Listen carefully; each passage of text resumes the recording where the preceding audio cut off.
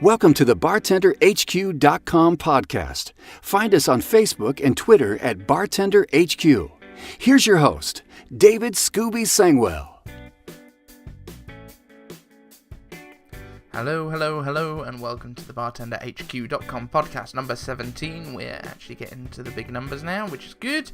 I hope you're still enjoying the show. If there's anything that you don't enjoy about the show, please do let me know. I'd love to make this more useful for people if it's not something that you actually want to be seeing. So, this week's show is going to be a bit of a questions and answers session. I've got a couple of questions lined up, and let's get on with the first one of those. So, this has actually come from the Bartender Journey podcast. Vano, who used to be one of the presenters on the podcast, got back on the show the week before I was a guest there, and was talking about how to cut guests off at the bar when they've had too much to drink, that sort of thing. And he was actually asking for a bit of feedback on what other people do and seeing if anyone else would get on a podcast and sort of talk about it. So I'll do it. So when you're cutting people off at the bar, it is obviously quite a difficult subject, and it's not something that you want to get into if it can be avoided. The best thing that we can do as bartenders is actually prevent people from getting to the point where we would need to cut them off.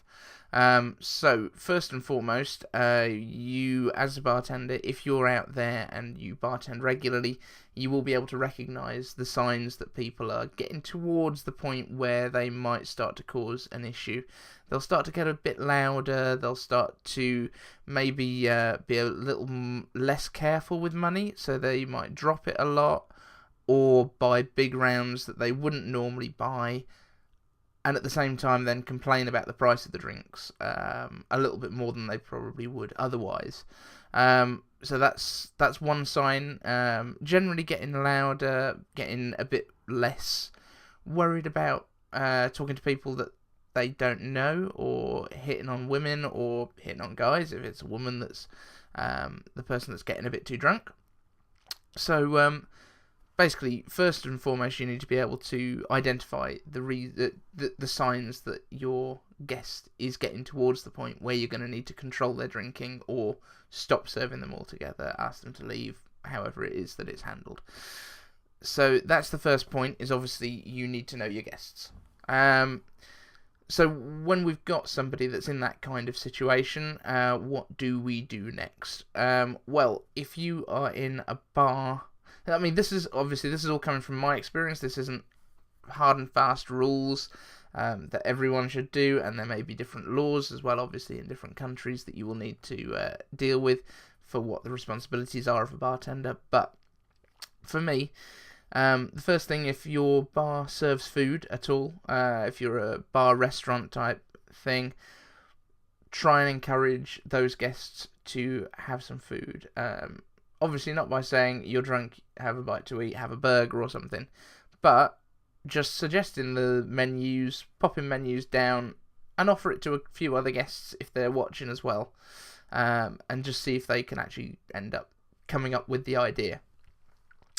So if your guest has eaten, they will absorb alcohol more slowly, for one thing. So if they are still drinking at that point, it will sort of moderate it a little bit.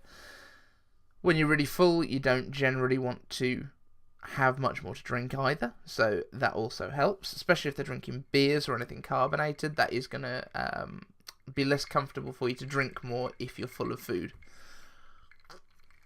Excuse me. Obviously, you can talk about preventing hangovers. Now, nobody wants a hangover, even if they're drunk. They don't want to feel like crap the next day.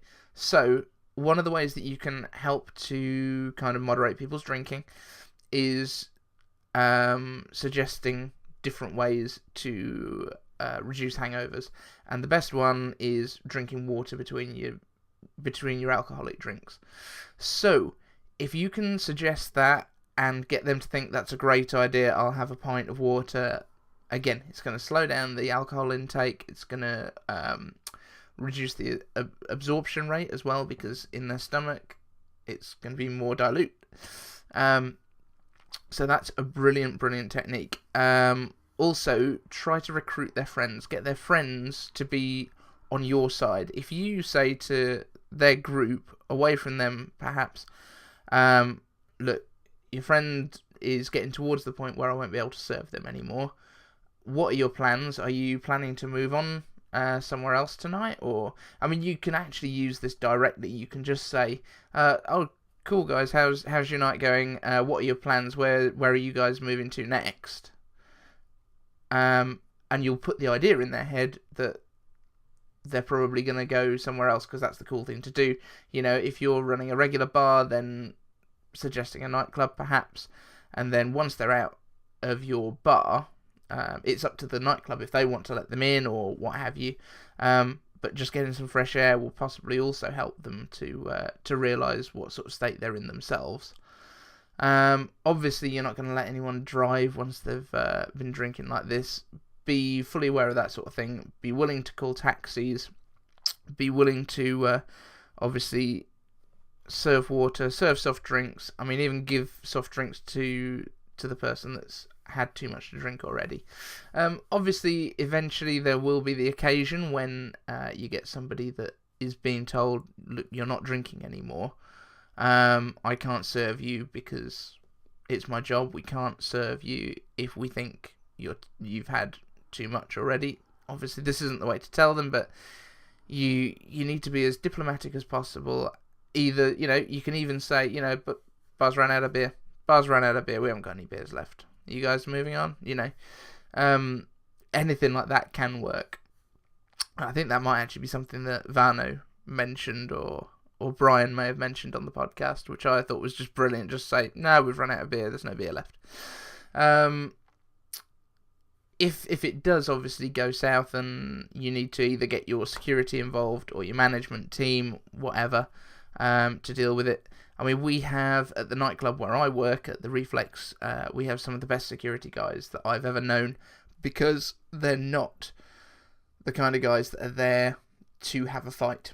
And all too often, door staff in nightclubs, door staff in pubs and bars are there because they want to prove themselves in some way that that they're hard, that they're strong guys, and they want to be able to show that they can fight. It's not everyone. There are some brilliant door staff out there, but obviously it quite often happens, and you will see late night brawls and that sort of thing, and it's not always the customer's fault. The door staff that we have, we try and make sure that the security guys are a part of the team. They work more as a host for the evening, so they're the ones that greet you at the door, and it is a greeting rather than a ID. You know, it's just need to see some ID guys, head right over this way, checking your coats, yada yada yada. They're also monitoring people on the door, so that anyone that looks like they might cause trouble, that they've already had a lot to drink, they're not coming in the first place. So we don't put ourselves in the situation where we have to cut people off very, very often. And people do tend to be thinking a little bit more nowadays as well, and steering themselves towards waters later on in the night, which is good, because we don't want people feeling like crap in the mornings either, and obviously that does help. When you are actually, I mean, the best thing, as I say, for me, recruiting the group and getting them on your side, that tends to be the best way, because if you just say, look, I don't want there to be any issues tonight, but your friends had more than I'm comfortable with. We don't want you guys to get kicked out or anything, but if you guys want to move on to the next bar, that's cool.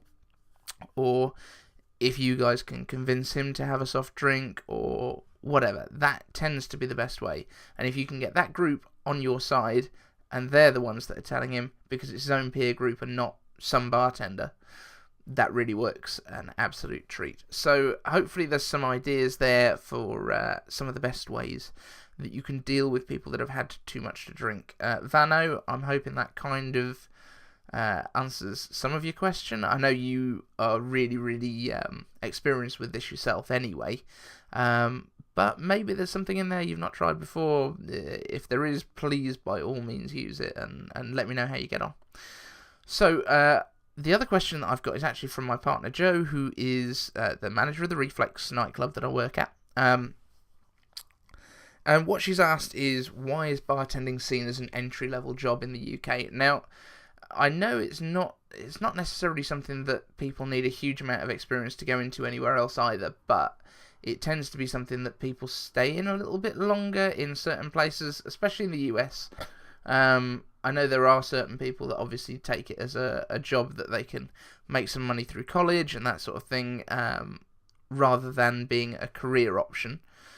But in the UK, at any rate, it tends to be very much for 90% of bars, and there are some wonderful bars in the UK with some fabulous, fantastic bartenders, especially in London, Birmingham, Manchester, in your big cities. The cocktails are superb if you go to the right bars. If you go to a regular pub, you will still have an atrocious abomination of a cocktail. But that's because it's the standards that they do all over the country, and not a lot you can do about that. The reasons I think that bartending is seen as an entry-level job in the UK is mainly, there's three main points that I've got listed down, which are comparatively low expectation of your guests is the first one that I've got down. So people go into most bars, they don't expect a bartender that can make cocktails. Now, is it a chicken and the egg situation where they don't expect a lot because not a lot happens? Is it because they they just want a beer, so they don't expect to need somebody that can do this sort of thing? Is it something along those lines? The other thing in the UK, at least, is a lot of people do prioritise the price of their drink over the quality of the drink. So local pubs that will sell beer, say 50p a pint cheaper than the pub down the road, will be crazy busy. The one down the road will be empty. Even if that other bar is much nicer, much more comfortable, good service, quick service, nice food. If you've got a cheap pint, you will be busy.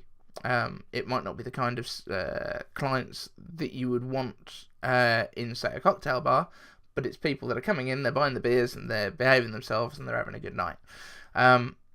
So it's quite a lot of the time, and this even applies with cocktails. If you can have a pitcher of cocktail, even if it is poor quality, it will sell better in the UK than an excellent, expertly mixed cocktail that costs.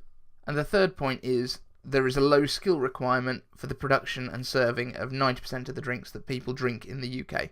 So if you go into an average pub, probably 40-50% of people will be drinking a beer of some description, whether it's a bottle, a draft, hand-pulled, pump, whatever it might be.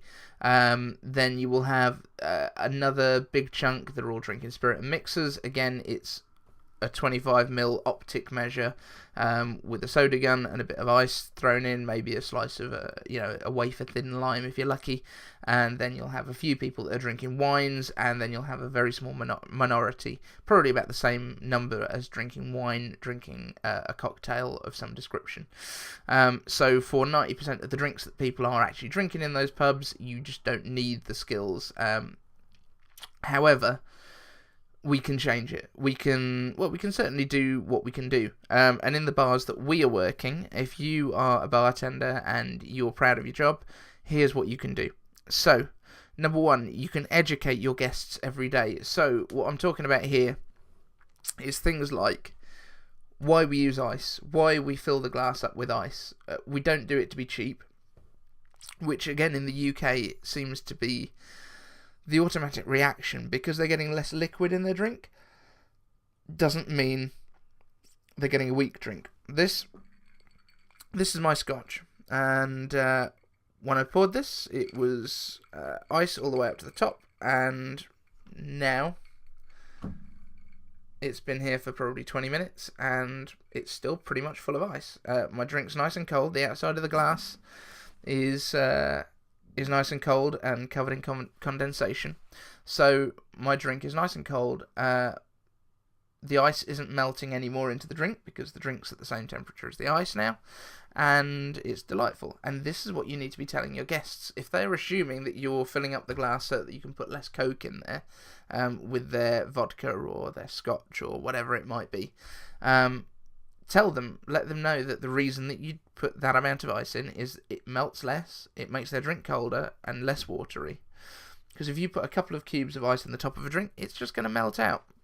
I'll put a link in the show notes to one of the first articles that I wrote, which was about the science of ice and why we use so much.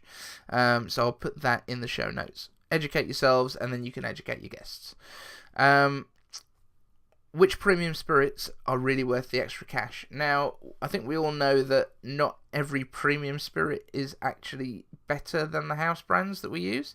I would probably point specifically towards TGI Fridays here, because they use Sky Vodka as their house, which is a blooming great vodka. That would be my preference. If I could get it in the supermarkets easily, I would be drinking Sky Vodka at home. That is just the one that I would pick.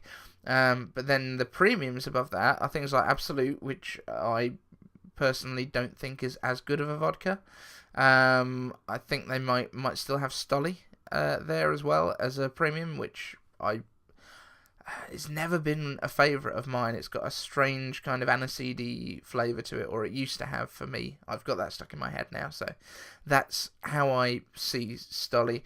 Grey Goose doesn't really impress me as much as everyone else seems to think it's fantastic. I don't know if that's just good marketing. I know it started off as a supermarket brand in France, and somebody rebranded it and put a nice label on it, put it in a sexy bottle, and all of a sudden it's a top shelf brand. It's not that great. So if you know which premium spirits are really good, then explain to your guests why it's better. What's the flavour difference? What is the, if it's a vodka, if it's got less impurities, you're going to get less of a hangover and it'll taste better. Things like that. Also, serve faster than the people in the poor brands. If somebody's just a kind of college bartender that doesn't actually care and just is there to earn their hourly wage and go home, you need to prove why it's better to come to you. So make sure when you're on shift, you always look the bomb, you're always dressed well, you're smart, well-groomed, not like me today, but I'm not behind the bar, so that's all cool. Just make sure that you are serving good quality drinks every time, consistently. You're always friendly, you're always looking good, you just put the effort in that you need and create a buzz around your bar. You need to be getting people to talk about your bar. Now, how you do that is completely up to you. If you want to completely focus on the quality of your drinks and have the best drinks in your town, that's absolutely fine. If you want to have some sort of entertainment that nobody else can provide, that's brilliant. If you want to have flair bartenders, have flair bartenders. I always come back to it because there's nobody else on a podcast talking about flair bartending. This is what I do. If you want to have magic, if you want to have a magician that comes in that you pay, as a bar, pay a magician to come in and entertain your guests, you will get a buzz around it. That is one of the reasons that I know Jo, is because I actually went and worked as a magician at her bar. If you want to have people dancing on the bar, again, I've written a whole post about this, about being a celebrity in your bar. Choose your personal brand, decide who you are as a bartender and what it is that people should be coming back to see you for, and that will be a huge step towards creating a real buzz around your bar and making people want to come back time and time again.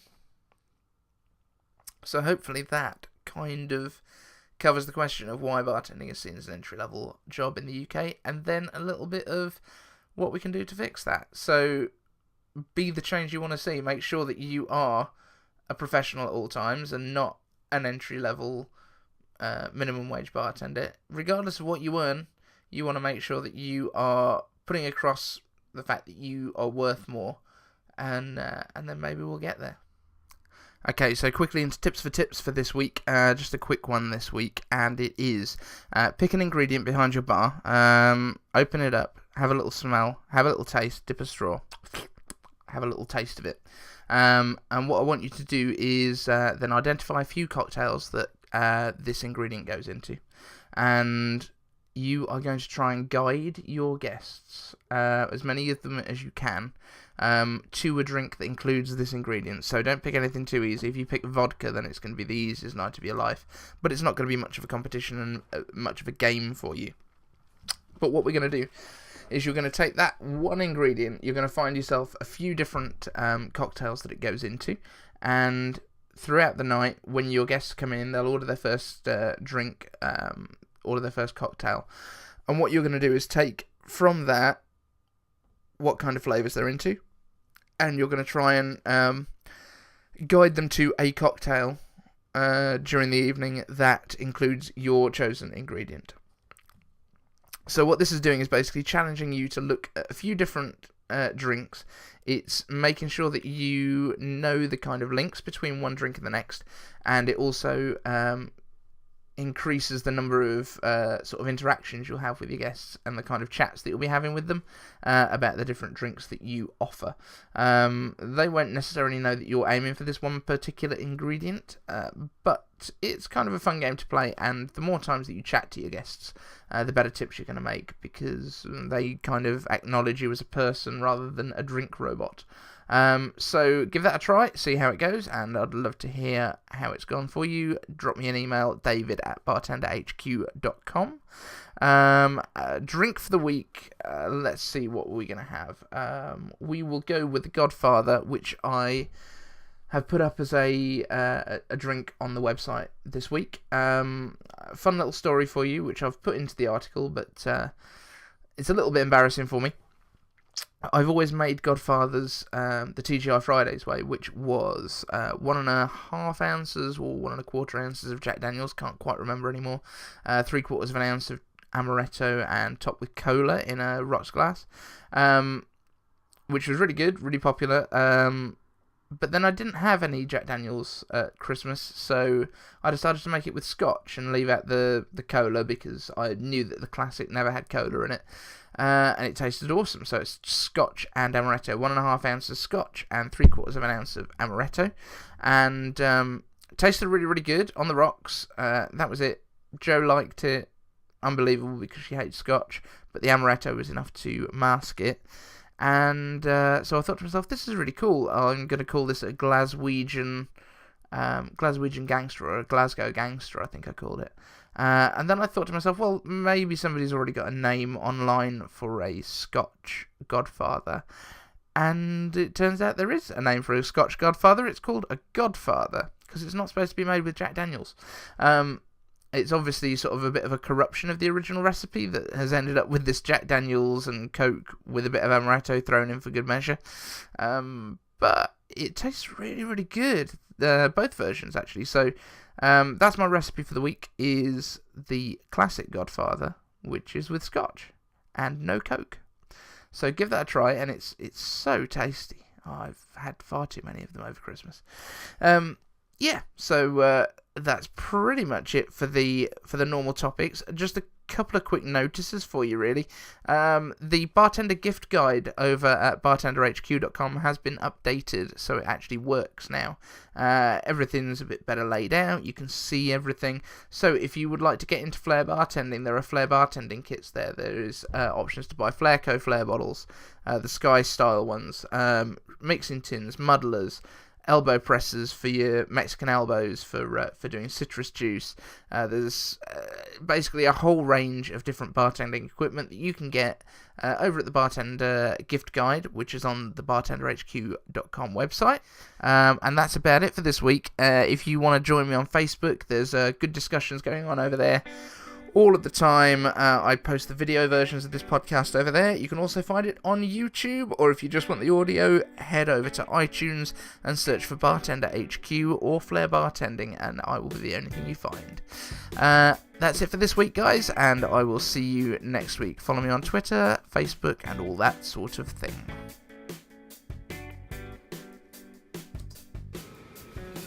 Thanks for listening to the BartenderHQ.com podcast. Find us on Facebook and Twitter at Bartender HQ.